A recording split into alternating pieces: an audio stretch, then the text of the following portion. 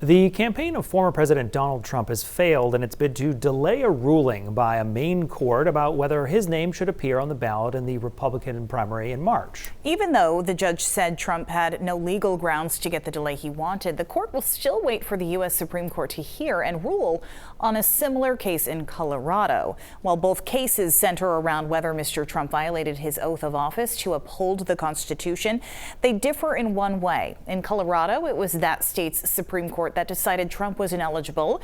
Here in Maine, it was the decision of one woman.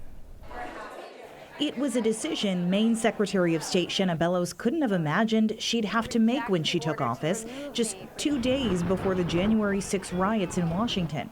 Did Donald Trump's actions that day prevent him from being on Maine's Republican primary ballot in March?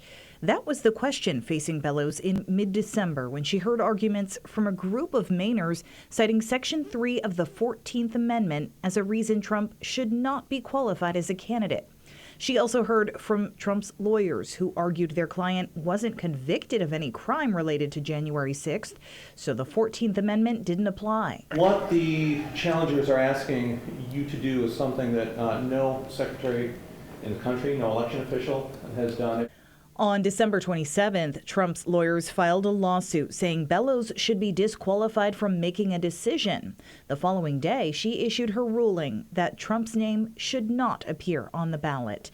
In the days that followed, Maine's Republican lawmakers made it clear they thought Bellows had no business making that ruling. This makes her unacceptable to continue her position as Secretary of State, and I demand that she resign.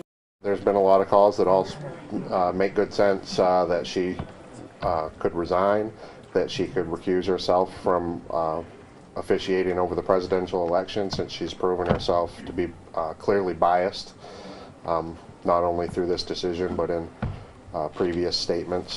But Bellows said she had no choice when it came to making a ruling one way or the other. I was legally required to hold a hearing and required to issue a decision. I did not have a choice to decline to decide. Knowing full well that it will ultimately be the courts that decide how far Trump's legal challenges will go.